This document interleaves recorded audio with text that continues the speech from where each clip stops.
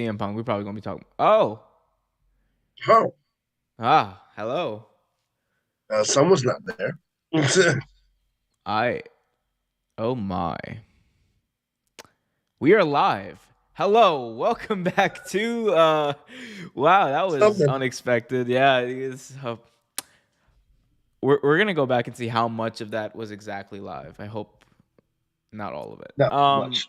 Nah, we'll be fine. Guys, welcome back to OT Graps. That's the name of this show. Welcome Yeah. back to OT Graps. Me and your boy Trevor. We got so much to talk about. CM Punk dropping pipe bombs on Hangman Adam Page. He's also going to be taking on Jon Moxley to determine the undisputed AEW World Champion live tomorrow night on Dynamite. And we have a huge return. Johnny Wrestling, Trevor, is back in WWE. Yeah. All this and much more coming your way here on OT Graps episode 12. But first, Trevor, I must defer to you, my good friend, for this Oh, week's yes. icebreaker. Icebreaker. All right. Okay. So, I don't know if you're aware of this. Back in the day, like every once in a while in wrestling, they will have people who were pretty much professional jobbers. They may win a match here and there, but for the most part, they're jobbers. Oh, they still So my make question those. to Matt you Cardona is is, still a thing. but my question to you is, what out of the ones that you've seen? I mean, I'd realize there's a gap because you didn't watch wrestling for a while, but and I know For you're a historian, so this might be something that you like to know too. But out of those so-called jobbers, which one was one of the most memorable victories? Like a jobber who had a pretty memorable victory over somebody significant. a jobber who had a pretty memorable victory over somebody. There's a chance that I mean, okay. First of all, Glenn Burney's finest, James Ellsworth, deserves a shout out here. Of Glenn Burney, course, the absolutely. And pride I of thought Glen that's where Burnie, you were Maryland. going, actually. James Ellsworth deserves a shine here. But I'm pretty sure. Here's the thing. This might be a fake memory that I will Okay. Google right now. But I'm like pretty sure that Funaki defeated like Kenzo Suzuki or something on SmackDown, and it I popped want me to say you're right, but I'm because not I sure. like it was back in like 2004, 2005 because I had never seen Funaki win up until that point. All I knew was I Funaki. know. Didn't they have a tag? They had a tag team together, right? And didn't he like win in a tag team or something? No, Funaki. I'm pretty sure he won the WWE Cruiserweight Championship at one point. Who did Okay. he win from? Is my I'm not question. sure. Okay, Was it? one-time Cruiserweight Champion. Here we go. Let's get to this. The illustrious Cruiserweight Championship. All right, who did Kung Funaki beat? He beat Spike Dudley on SmackDown 2004. Spike Dudley. That's a Oh, name you haven't heard in a while. Spike Dudley. Oh, that was back when he was serious Spike Dudley too. You remember that? Like the few months where he was serious Spike yeah, I when he do was remember that. when he was on SmackDown. He had that long goatee and he wasn't wearing Yeah, a shirt. He's like, I'm a tough guy, Dudley now. of course. I'm a Tough guy. Dudley. I'm a dude. I'm no longer your old fashioned doodly Dudley. I'm a diddly doodly. I'm a diddly doodly now. No one should aspire to be a diddly doodly, guys. But no, I'd say James Ellsworth. Like, if you, it would be better if you asked me like, who my favorite jobbers were, because like my favorite jobber of all time is Braden Walker, because he's gonna knock your Braden brains out. Walker. Like, not the Wildcat Chris Harris, who was No, amazing in TNA. I'm talking yeah, about Braden Walker. Braden Walker. I actually like Braden Walker. Braden Walker. That's I'm gonna knock your brains out. So all he would do was this. He would just like stand on the ramp and like cross his arms a little bit. Yeah. pose. He's like, You yeah, stupid I'm thing. Braden Walker, and I'm gonna knock your brains out. ECW 2008 was a sad time, a sad time to be a wrestling fan. But that's why a lot of people fell out of wrestling in that time. But what about you? True. One of my, I guess, one of the most memorable walk, besides the Brooklyn Brawler, was Barry Horowitz. Barry Horowitz was a guy back in my time period. He was Like he started in 1979, and I think retired in 2013. He literally had up until he left WWE, he had 6 victories under his belt. So like two or three of them were tag teams. Um, he actually beat Lanny Poffo, if you guys know who Lanny Poffo is. Um,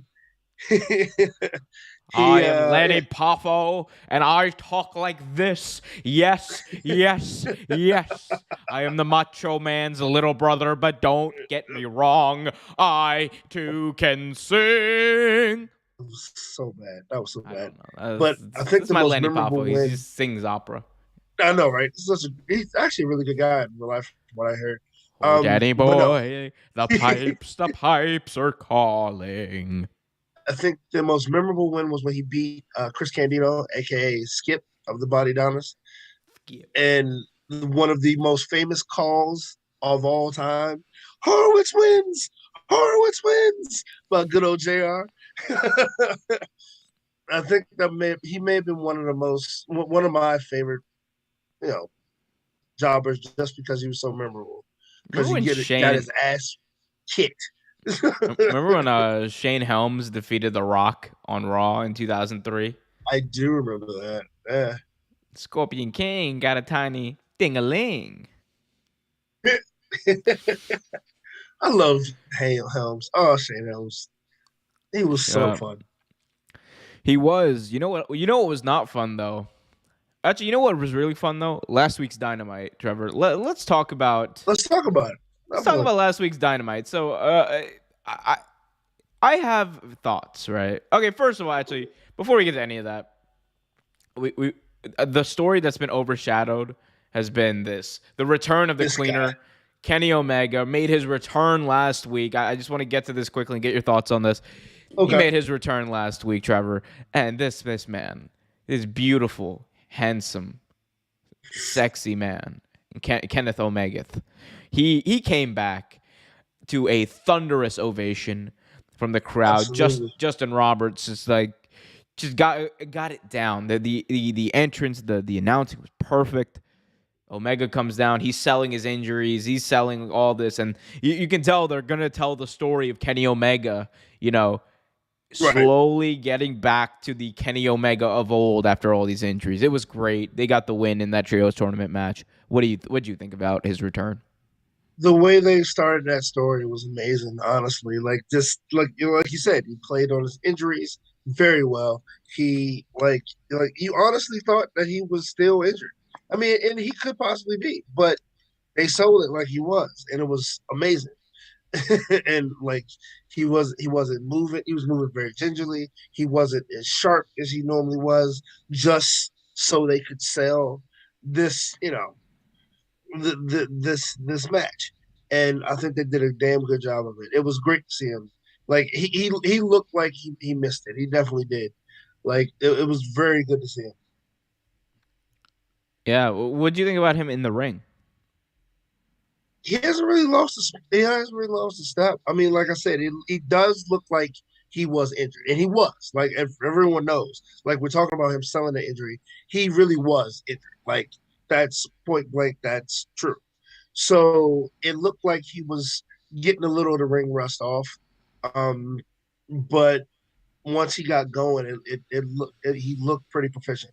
Like I mean, he wasn't taking as many risks as he would normally, but like he was still throwing himself all over the place. So I liked it. I thought it was a good match.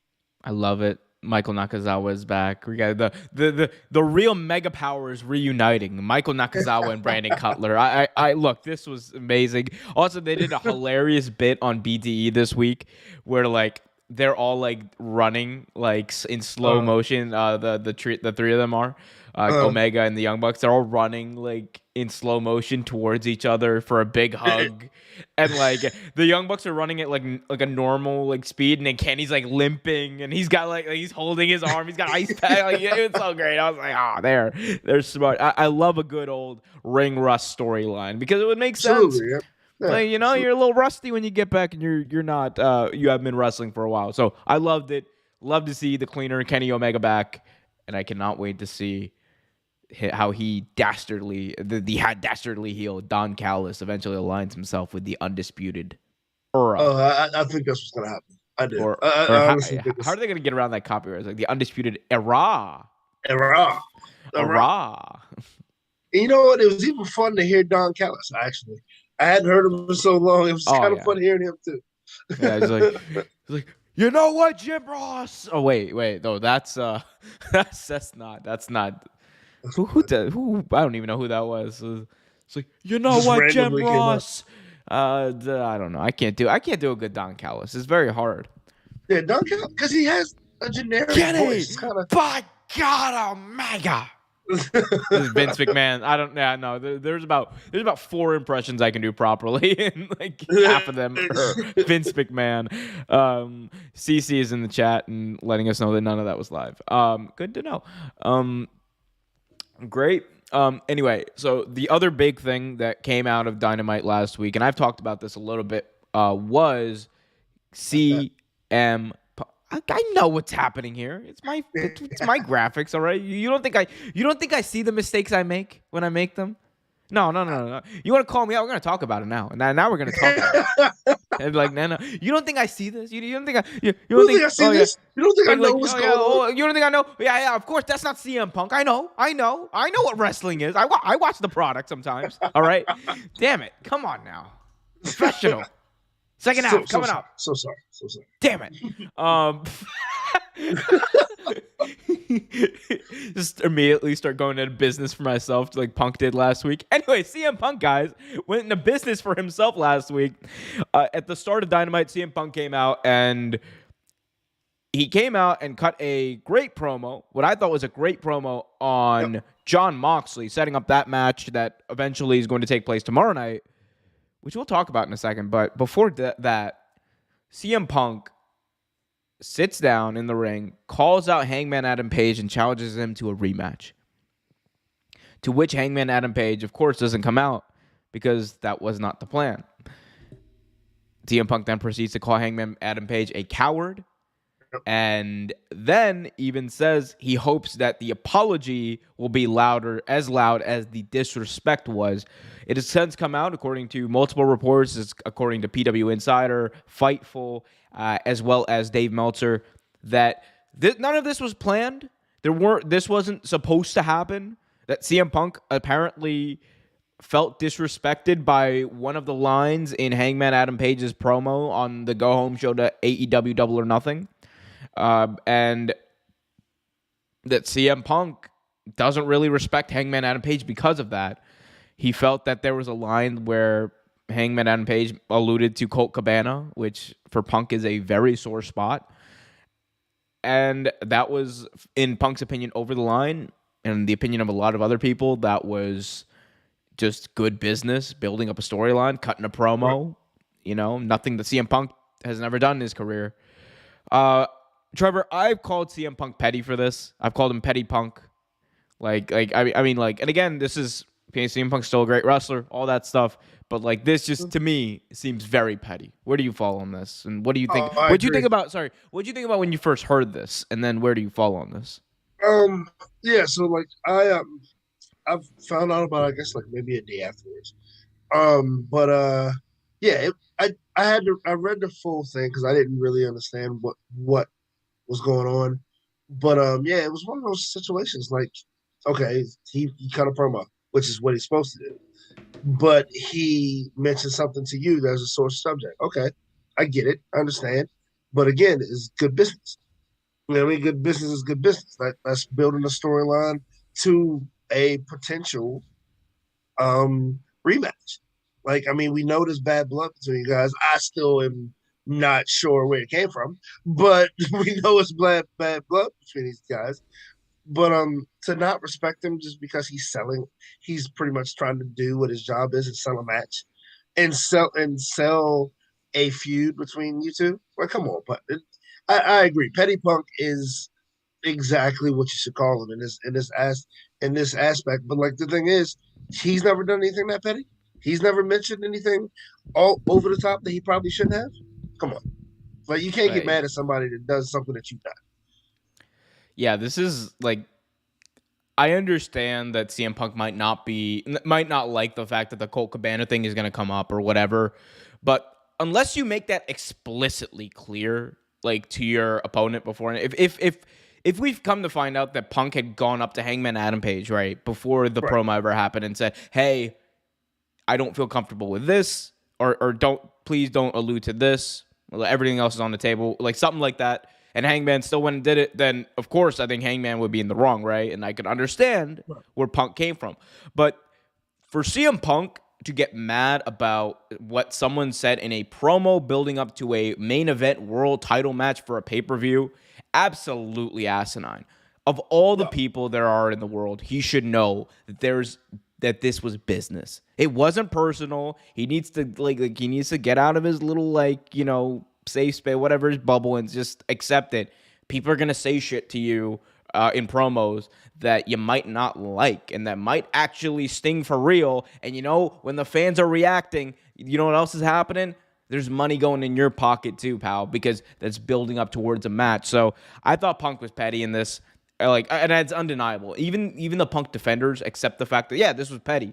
For me, and the part that really gets me, right, is that not only did you call him out right, not only did you make him look like a coward, which undermines his entire storyline. The entire storyline of AEW has been Hangman Adam Page.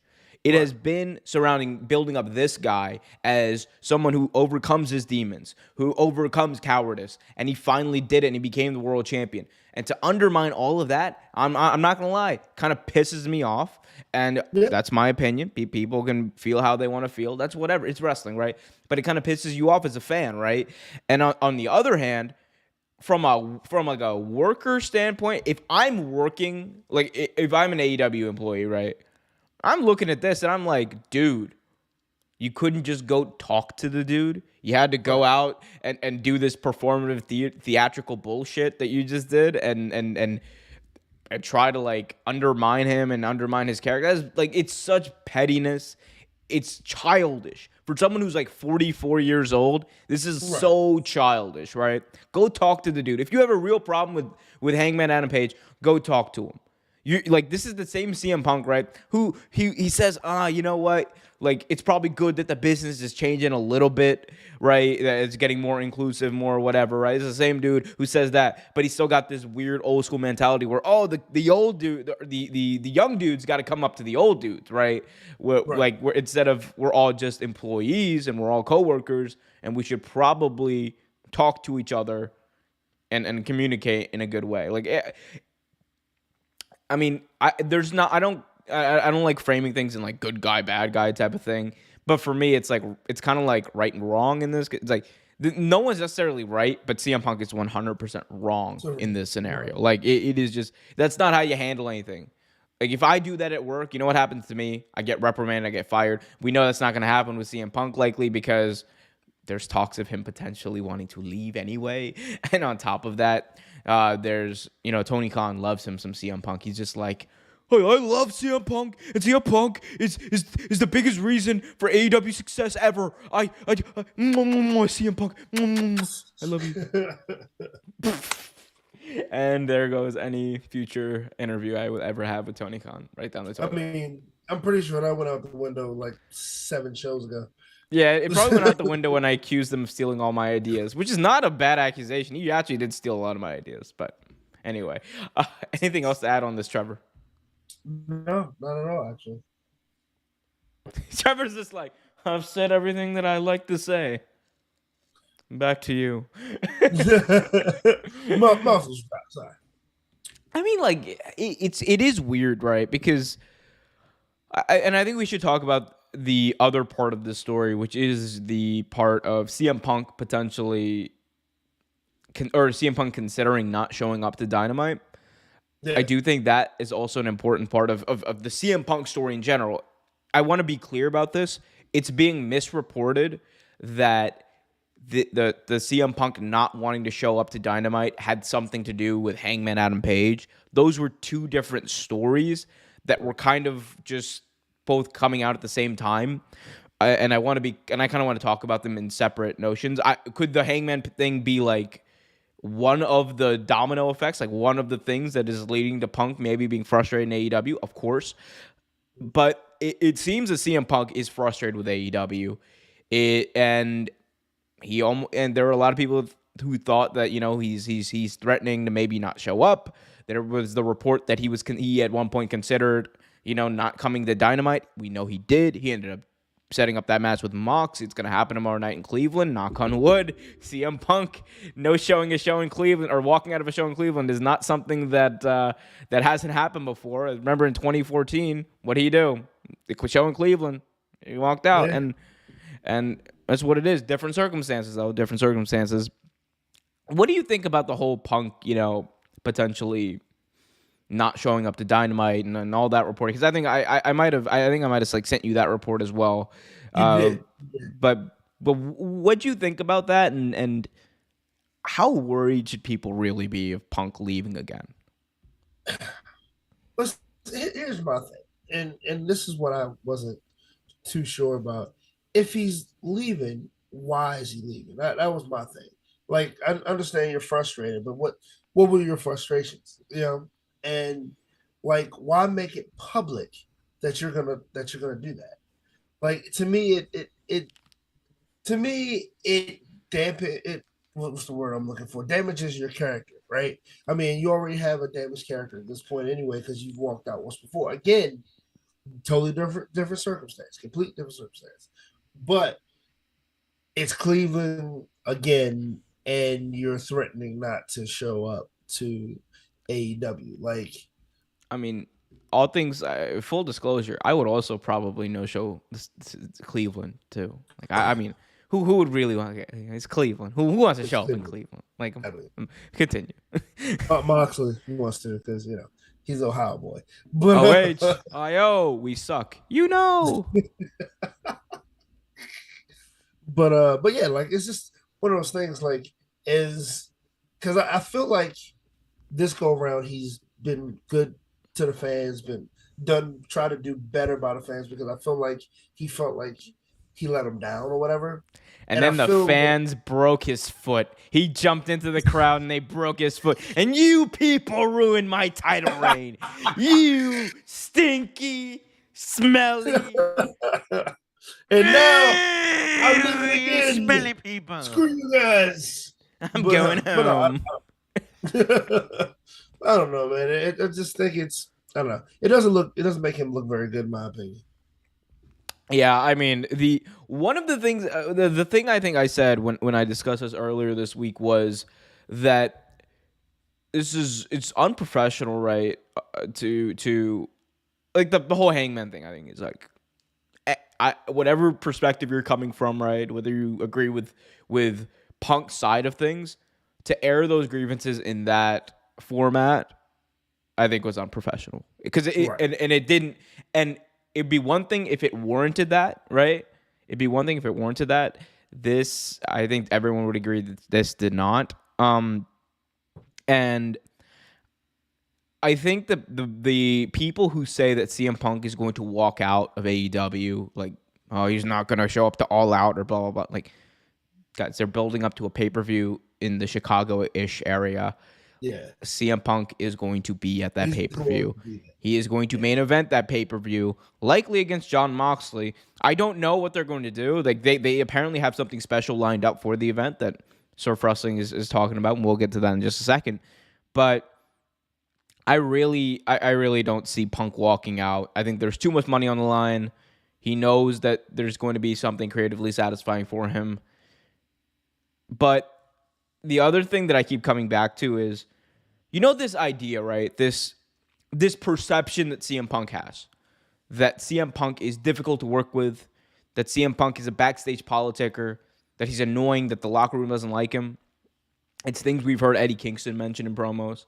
It's things we've heard other people as well talk about. We heard MJF talk about it or hint towards it. Like, almost, it seems like every single person who he's feuded with has brought it up at least once or twice. That's a real perception that does exist and has existed about CM Punk for a long time, like throughout his career. That he's difficult to work with, he's annoying, he's a nightmare to to be around. And this really gives credence to that. And if you're Punk, right, do you really want to give any more credence to that, regardless of whether or not those are justified, right? But I don't know. If I was him, I wouldn't have done it like that. I don't know what his relationship. I'm not going to pretend like I know what his relationship with Hangman Adam Page is. From all the reports that are out there and from what everyone says, Hangman Adam Page is one of the nicest guys there could be. He's an introvert. He's not going to go out of his way to light you up or whatever. Like, there's that story that was going around a few years ago where people were getting mad at Hangman Adam Page for basically just like trying to decapitate them with that buckshot lariat because he would hit them so hard. And then they called him out for it and he felt so bad. And he was because he honestly didn't know. And then people were like, oh, okay, damn it. He's such a nice guy. Damn it. Son of a bitch. How dare you be that nice? Why are you not big? That's the Vince McMahon right there. He's like, yeah, baby faces shouldn't be nice. Look at Hogan. He was an asshole. Look how much money he made. Couldn't stand Hogan. Brother. I love my favorite thing, right? Or one of my favorite things, right? Is like the idea of Hulk Hogan coming back and like doing the poses, right, with whoever that generation's Hulk Hogan was. Right. Like he did it with he did it with Cena, or he did it with The Rock, he did it with Cena, he did it with Bryan. Like he just kept on doing it because Hulk Hogan, like, you would have thought this, right? It would mean a lot. It would mean way more if Hogan would come back and do someone else's pose with them, right? Endorsing that person. But no, instead it's just like, oh, brother, we got to get my pose. The greatest pose of all time, brother. Look at my pythons, brother. Look at that. I mean, I guess, brother. He kills me with that. We have a lot of things to talk about. Surf Wrestling in the chat says, rumors are flying around that Tony Khan is going to pull out a major debut for All Out, Page or Braun Strowman. I don't think it's going to be Braun Strowman, just considering, he's controlling his own narrative right now. And if anywhere, I see Braun going back to WWE. I don't see him going to AEW anytime soon. They don't need him right now. But the Page thing is possible. I am of the opinion, Trevor, and you tell me how you feel about this. Okay. I'm of the opinion that there's a casino ladder match at All Out right now that's on the books, and there's going to be a Joker in that ladder match. I think the big surprise at that Joker spot is going to end up being Maxwell Jacob Friedman making his return, winning the casino ladder match, and then facing off against CM Punk, for the AEW World Championship. Because and remember this, MJF is a guy, he can't immediately go into a feud with CM Punk or whoever's the champion right now, because he's coming off of 2 straight losses. He's lost matches, right? So he's not in the rankings, but that would be a way to get him up there and have him be content right away. Because I believe that's the plan from the get. I believe that was the plan from the get-go anyway. That he was going to be the next champion. Maybe not before Punk, but I believe he was going to be the next champion eventually. And honestly, this whole him walking out, not being happy, this is perfect, right? It's perfect to set him up for that stratosphere, to get in that limelight. Yeah, I mean. I think that's a likely one. Could Paige show up? Absolutely. And would it be awesome? Absolutely, because God knows that women's division really needs a spark, and it's wild because you know what, what's wild though. Another debut won't fix it, because it's got nothing to do with the talent of the debuts. Think about the last few pay-per-views. What has happened with the AEW women's division? You had Athena, aka Ember Moon, debut at AEW Double or Nothing. What was the follow-up to that? Nothing. Athena has barely been on television. You had Ruby Soho, Destination.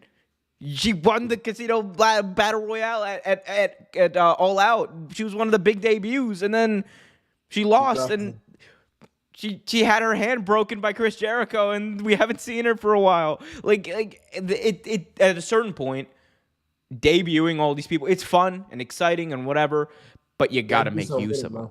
You got to, especially with that women's division. That women's division is too talented. Like, you know what they're doing with the women's division?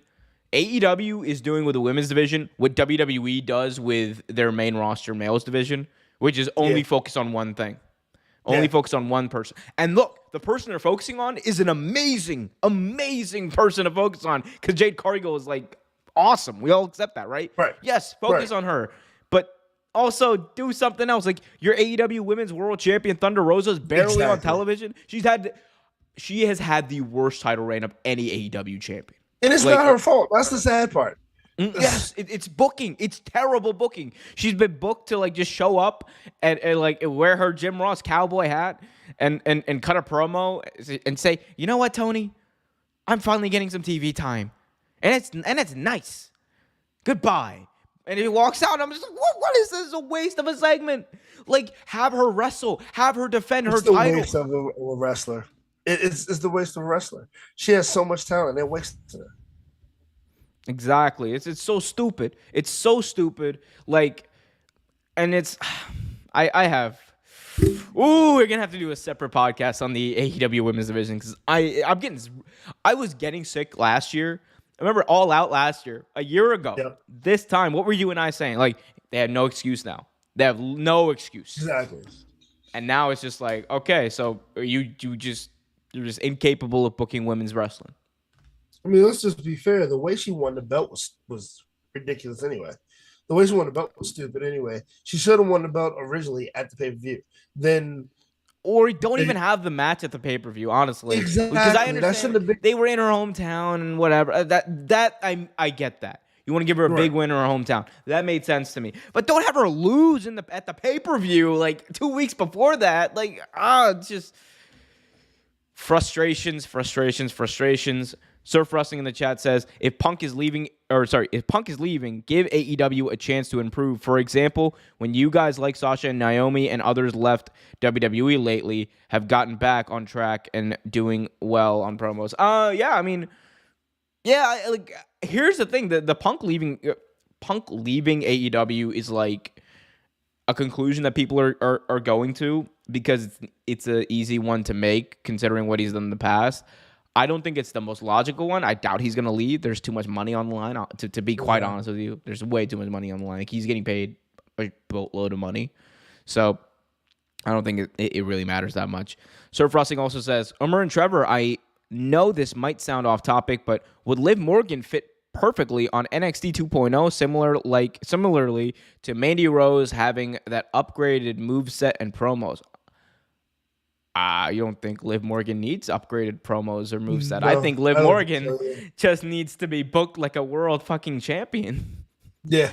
I think what they're doing with Liv now is what Liv needs, but they definitely need to book her like a champion. They need to stop booking her with all these jobbers. Well, and they're not necessarily jobbers, but these matches that she's having, she doesn't need to have. Like, don't get me wrong, I like Shotzi. Why is she fighting Shotzi? Why? Like, it just doesn't make any sense. Shotzi. Shotzi. That's why. Shotzi.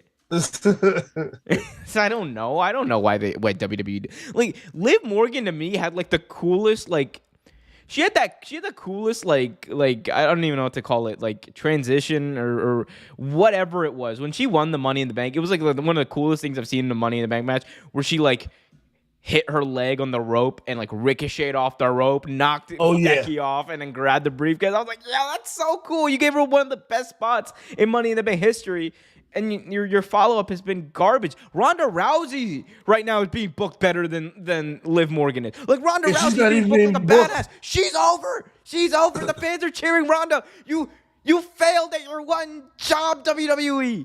Again.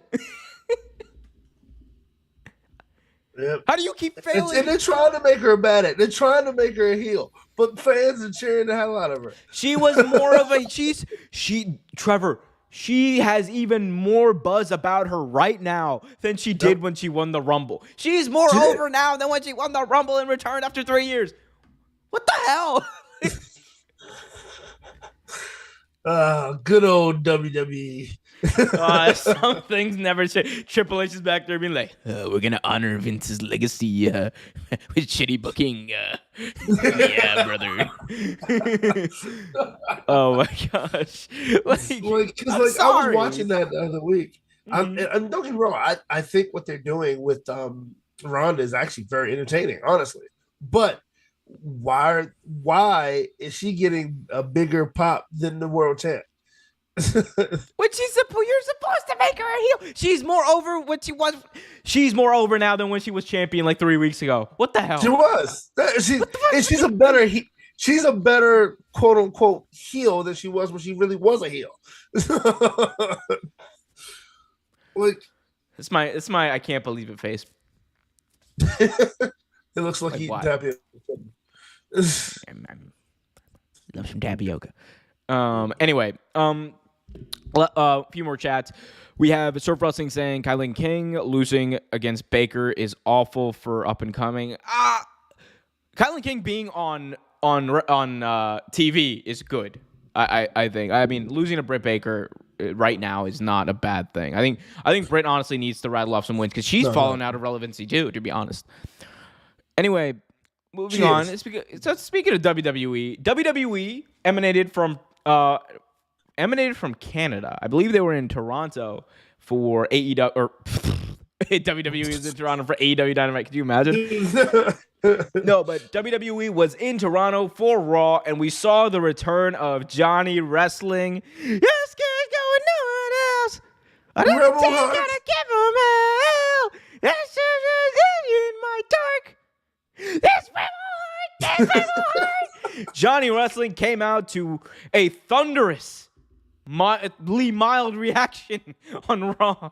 They were cheering him, but they were like, "Oh, who is this jabroni?" Right. Yeah, it really was a who is Johnny? He came out and he returned. He cut a promo, and it was a very My name is Johnny Gargano, and I've been changing diapers for 9 months, and I was in NXT North America. It was a very much, here's my Wikipedia page. I am Johnny Gargano. No, know me. Know me. Know me, respect me. And then we saw Theory come out, of course, alluding to their relationship when they were both in The Way, and Johnny Wrestling, super kick Theory. Theory still looks like a loser. Johnny looks like somebody debuted on the main roster, and he's somebody, but who is he really? I guess we'll find out. What'd you think about this? The presentation of it all and the way it came off. I thought it was off, but what'd you think? It was very lukewarm. Very lukewarm. Like, it was something that we talked about for weeks, right? That months, that we would like to see Johnny Wrestling back, right? I wasn't expecting him to go back to WWE, but now he is cool. I feel like it was one of those things, like they wanted to rush it, and I feel like that's what it was. It was kind of a rush job. Like, I mean, I'm okay with people coming back and you're not televising it, right? Like, not talking about it, or what's the word I'm looking for? Televising, not the word I'm looking for. Marketing it, not saying that people are coming.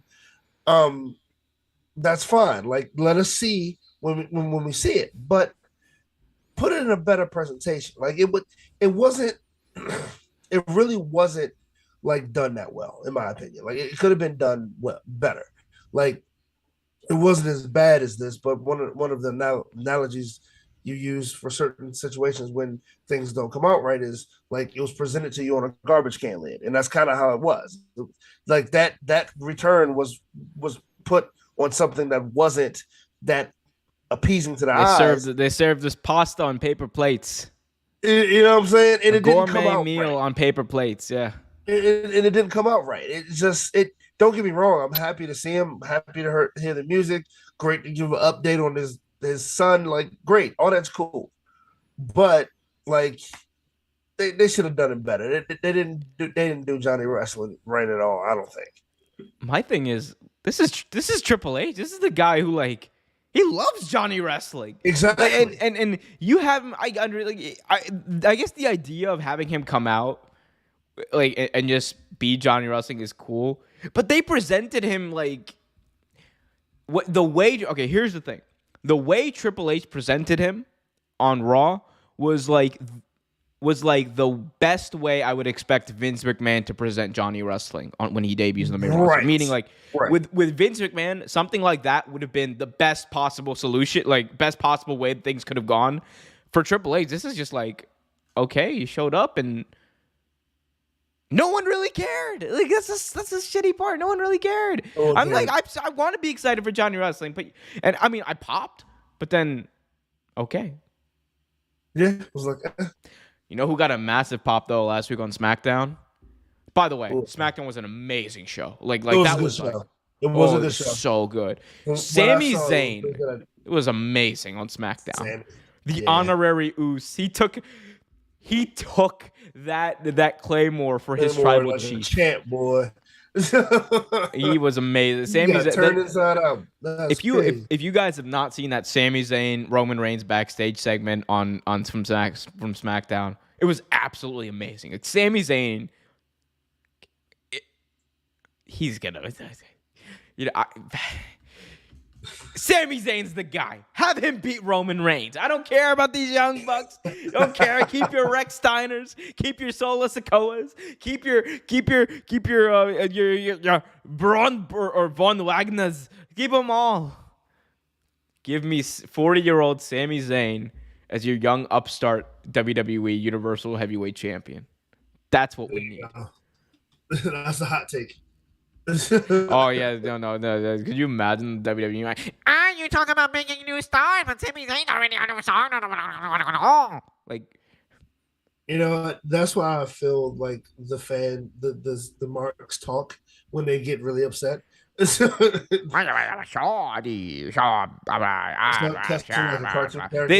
start talking. They just start talking like Festus, like biscuits and gravy. Yeah, that song was funny. That's all the song was. It was biscuits and gravy. These are just the generic like dribble. Everybody's getting angry. Oh man, this is still better than last week's show. I want to stand by that. Yes. Yes, that's it. Surf Wrestling in the chat says Gargano returning was pretty cool though. Absolutely, I popped when he returned, but then I was just like, all right, what's next? And then it was Austin Theory. So anyway, what? I said no one ever wants that. Anyway, guys, hit that like button, subscribe, hit that notification bell. Tomorrow night, Trevor, CM Punk, Jon Moxley, AEW World Title. I want to say this. I'm watching Dynamite last week, right? And after Jon Moxley and CM Punk had this great War of Words, 2 break-apart brawls separately in the night, amazing build. I was like, oh, Trevor, I'm going to be in the Chicago-ish area for All Out. Right. I was like, I'm so excited. I'm going to get to see the blow-off of this match. These two are going to beat the hell out of each other. And then I'm watching the main event. Kenny Omega just had his return. I'm on like cloud 9. I'm like, this is so amazing. I'm so ready. I'm like, All Out's gonna be freaking amazing. Let's go. We're getting Omega and the Young Bucks. And then Excalibur says, next week, live from Cleveland, Ohio, we're gonna have a undisputed. They cannot be held back any longer. Undisputed AEW World Champion will be crowned in Cleveland, Ohio. Jon Moxley versus CM Punk. All right, like he says and then his head blew up. Right. And then his head blew up, and I'm just sitting there like, wait, what? Okay, we're getting it next week, so I'm excited on one hand, and I'm like, wait, what's gonna happen for All Out? What's gonna happen in the pay-per-view, right? So tomorrow night, AEW Dynamite World Championship match. The interim, my world champion Jon Moxley versus the fake world champion CM Punk. Trevor, let me know what you think about this. Who wins and why? I was really thinking about this. Or what happens? I was really thinking about this. I was trying to figure out what they were, because here's the thing: they still got to sell a pay-per-view, right? And And a lot of so, people still think this match is going to end up happening at the pay-per-view too. right. So I'm like, what exactly are we doing here? Like, are the Are is you there asking going to that be to one of us those? right now? Because I I'm have no asking idea that to what everyone. we're doing. Anyone What are that we can doing? answer this question. I'm talking to I'm breaking the fourth wall here. So like the thing is, like, there are a couple scenarios that I can see playing out, right? Like one in particular where John Moxley, CM Punk, they're fighting, and the Jericho Appreciation Society comes out, breaks it up, interferes. Um, I can see after last week, I can see Hangman Adam Page maybe coming down and have something to do with it. Like it's just one of those things that we know or we don't know. Well, we have an idea that no champion will be like no belts will change hands tomorrow night. But what's gonna happen at the pay-per-view is the question. Like, because that's why my answer is I really don't know what's gonna happen tomorrow night. It's like I said, I have some theories, but I'm not totally sure. I know they're gonna beat the hell out of each other. I know that's gonna happen. Tomorrow night, CM Punk in the middle of the match is going to look. Moxley's going to be down. He's going to be down. CM Punk is going to look at John Moxley and say, I can't beat this guy. And he's then going to leave the ring, grab his world title from the timekeeper's area, and walk out. Ref counts to 10. Moxley wins. Punk's a heel. Steel cage at All Out. Now, it could be a steel cage draw. I mean, it could be something even more nefarious, but I mean, that sounds about right. But like, I don't know. I don't know about the whole I can't beat him walkout thing. I mean, if you're gonna turn Punk heel, that's one way to do it. Honestly, like Yeah, do it it and is. do it It in do it in definitely Moxley's home territory too. Like, and then Yeah, have it like the makes dynamic of perfect sense. Yeah. Punk coming back to Chicago because Dynamite's in Chicago the week after that. So Punk's gonna go back to Chicago, and in Chicago he's gonna be Brett in Canada. He's just gonna be Of course. God. Like, so I mean, there's a few things. One thing I hope it's not is CM Punk just batters him. Or CM Punk just says, he goes to Tony Khan's like, that creative doesn't work for me, brother. He just pulls a Hogan. Can you imagine Punk just pulling a Hogan? He gets put in the paradigm shifts and pops right back up. Oh my God. He tells Bryce Remsburg, don't count the 3. Oh, brother. Oh my God. No, all jokes mostly. I do think though that there's gonna be some sort of shenanigans. Oh, of course it is. Of course it is. No, I believe it's gonna happen, but do you believe Punk is going to turn heel soon? Yes. Yeah.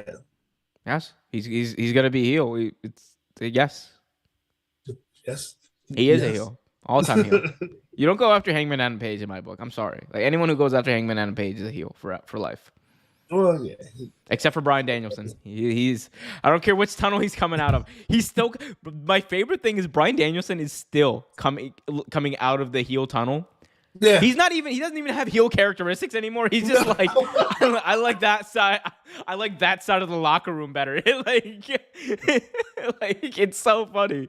Like William Regal comes out of the face tunnel. They come out of different tunnels when he comes out and manages him. Like it's the funniest thing. Oh, I know one thing I wanted to talk to you about. Yes, sir. The Dragon Slayer, Danny Garcia. That match. Oh. Amazing. Okay. Sir. That Amazing. match was so good. It wasn't it? It was so I had good. to change Your underwear?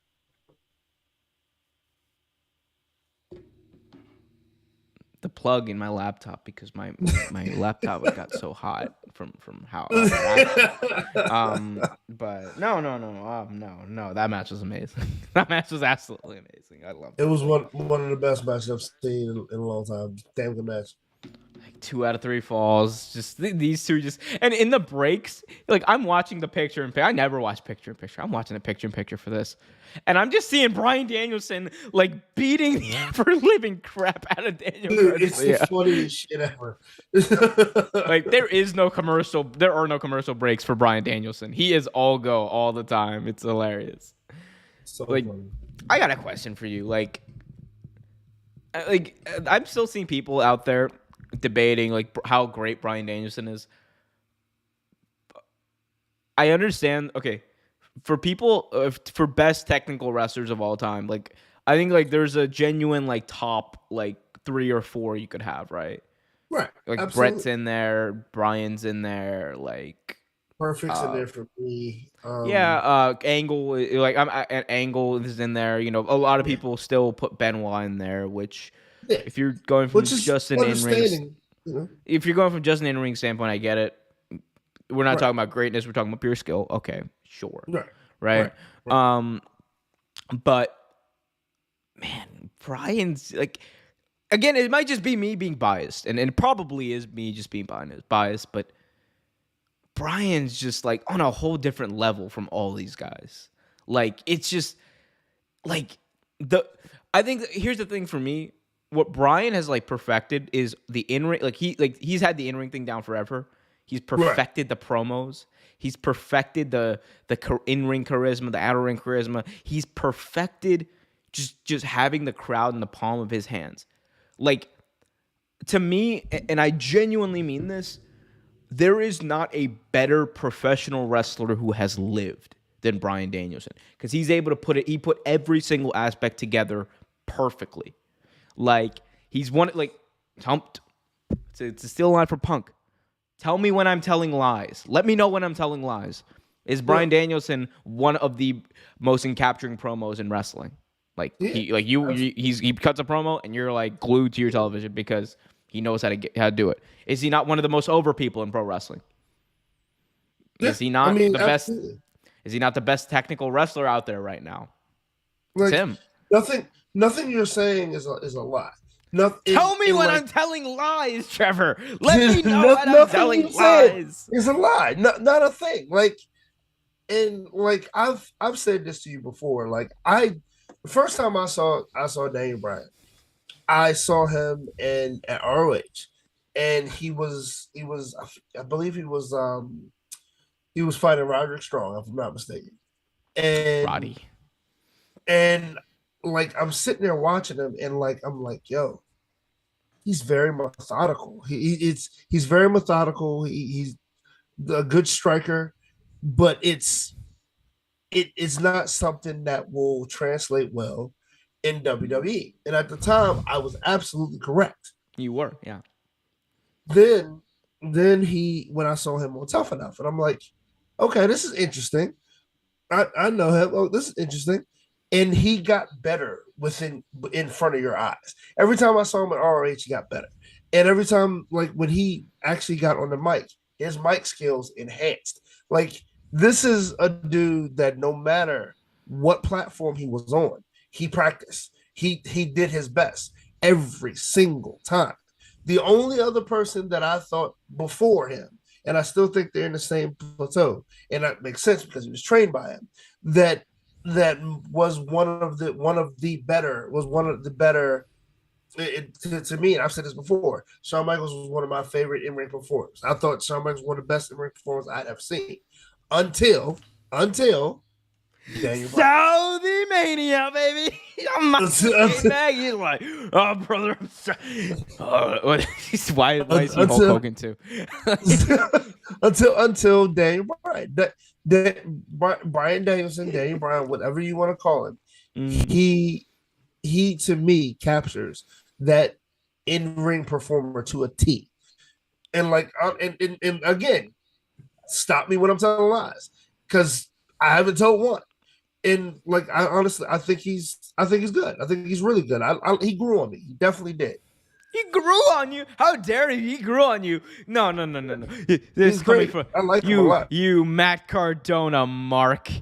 You Matt Cardona. He grew. Yeah, sure. He grew on me. He did. Like what? Like I said, when He I grew saw on him me. wrestle with ROH, I thought he had everything but the charisma. He was as boring as watching hair grow at the time.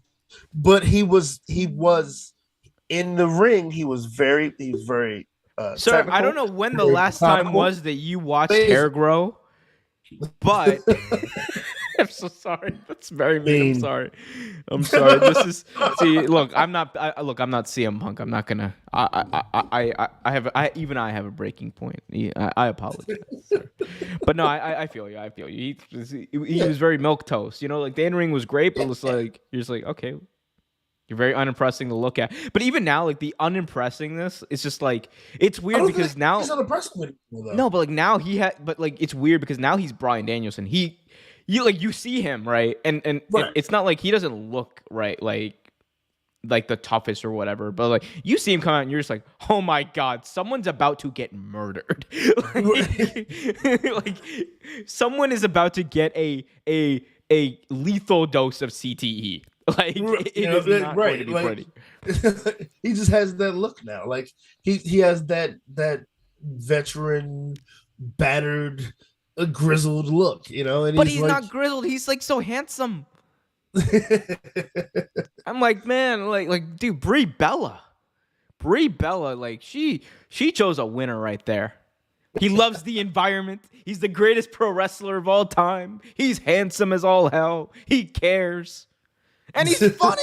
Have you ever seen a Bryan Danielson interview? The dude is like hilarious. Yes, he is kind of funny. Yeah, he was doing like he was doing one of the podcasts, and he just like randomly goes off on this like weird tangent about like how all fruit is tree semen, and he's like, I eat semen every day, and I'm just like, Brian, you're so what? I'm just like, what? Okay, that we've come to an interesting place, and here's the thing, he's not wrong. Because technically it is. No. In which case, you know, we all eat a little tree semen every now and then. It is healthy for you. The fruits are good for you. Good for you, you Yeah. know? I don't know what happened. I don't know where that conversation went. Trevor, what are you watching lately? What have you been watching lately? I've been watching some biographies, WWE biographies. You've been watching that WWE propaganda? He's watching that. It's like what happened during the set? What happened during? It's like the A&E WWE steroid trial. Cue to Stephanie McMahon. What? Cue to Stephanie McMahon comparing 9/11 to when her father was indicted for steroids. You want to talk about a hot take? That was a hot take. Did you ever watch the Andre the Giant documentary movie thing? The HBO one? Yeah. Yes, I did. I rewatched it. It was very good. I forgot how good it was. It's very good. That and the Ric Flair 30 for 30. I was just watching a bunch of different things I watched in a while. And yeah. The Andre one was really good. Fun fact, I have never seen the Ric Flair 30 for 30. Really? Never. It's actually very good. Very good, actually. I would definitely check it out if I was you. Yeah. I know, like, the Dark Side of the Ring people are doing a thing. Like, they're doing, like, a new thing with The Rock now, and then The Rock's going to start making... I'm like, how much of an impact is WWE going to have on that? Although they don't have a relationship. But, like, I don't know. The A&E ones I don't like, though, because, like, they're basically just WWE propaganda. Yeah, the WWE propaganda. Absolutely. Like, what's the ultimate? The Ultimate Warrior. No, look, nothing racist happened. Nothing racist ever happened. Nothing homophobic ever happened with the Ultimate Warrior, guys. It's okay. He never said anything wrong. It was he left WWE in 1996, and then he came back in 2014 for the Hall of Fame. Nothing happened in between. No. There was absolutely no homophobia. Yeah. Absolutely no homophobia at all. It was just like Hogan. It was like, look. He left in 20. He left in like 2015. We do remember that he was hosting. He was a judge on Tough Enough in 2015, and then they replaced him with the Miz because the racism happened. The racism happened, and The racism just happened. You know, just well, that's what Hogan's excuse was. Look, brother, I was just in a bad place, brother. I'm like, Hogan, I'm sure you were in a bad place, but what did that have to do with black people? I don't know.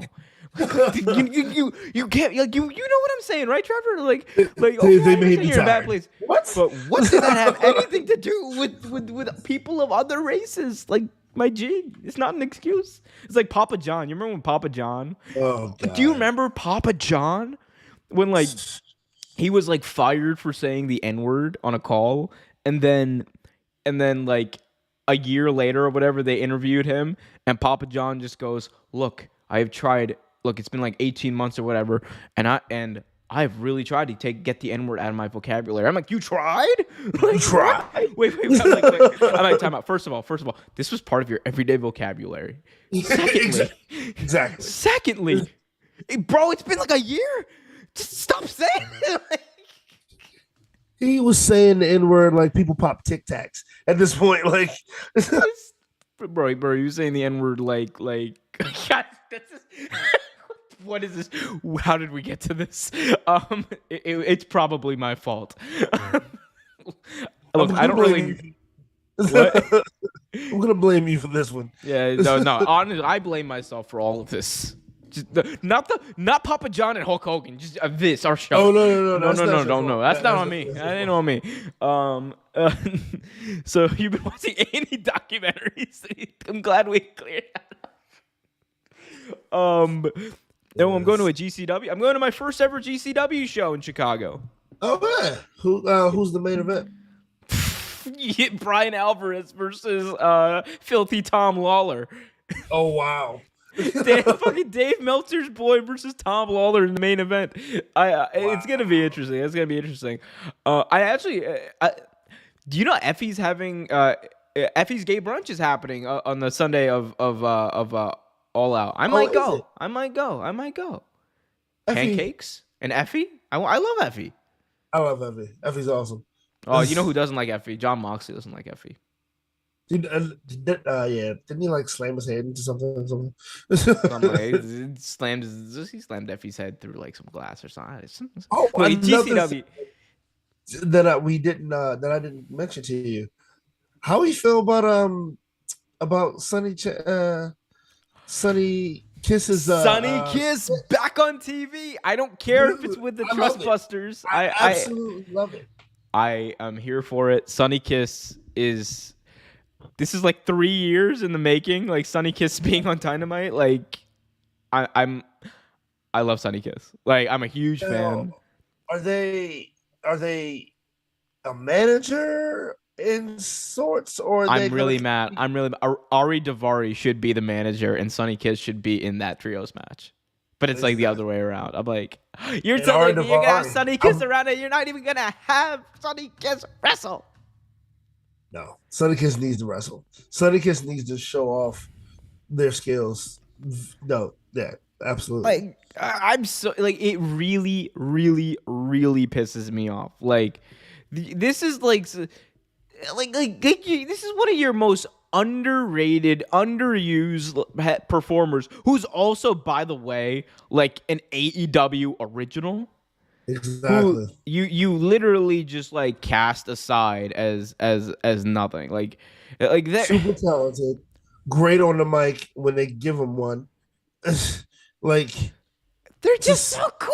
Like they're just awesome. They're awesome in the ring. Awesome on the mic. Give him time, Tony. Come on, man. Like it's just when I saw Sonny Kiss low blow Orange Cassidy, I was like, yes, like they're doing something with Sonny. Yes. I'm here for it, man. We've said this before. Love Sonny Kiss. Sonny, do what you do. Love what you do. Keep doing it. Sonny Kiss and Joey Janela were having some of the best like brawls on They were, man. AEW Oh, Dark. they were. Bro, Joey Janela was like juicing, like hitting veins for AEW Dark. 4 minutes on AEW Dark, he was like juicing for Sunny Kiss. I'm like, they were wild and they didn't care. No, Man. off, man. But you know what? We talked about people that we would like in the wrestling industry that we would like to report, like do an interview with. Sonny is one of them. For me, Sonny's one of them. I would love to sit down and have a conversation with Sonny. My three top interviews right now. Sonny Kiss is like solid top 5, but my 3: Danhausen, Virgil, and you want to guess the last one? Daniel Bryan. Well, I mean, okay, that's like, okay, my 3 top funny interviews. Danhausen, Virgil. yeah, and everyone's favorite boy, Shiki Baby, bro. Come on, we got to interview Shiki Baby. Yeah, I am willing to pay. Could you imagine it's like 30 minutes? Like, Shiki Baby, what do you think of Hulk Hogan? Oh, that no good job, bro. Hulk Hogan. No. Like, starts creating content. Fuck his face.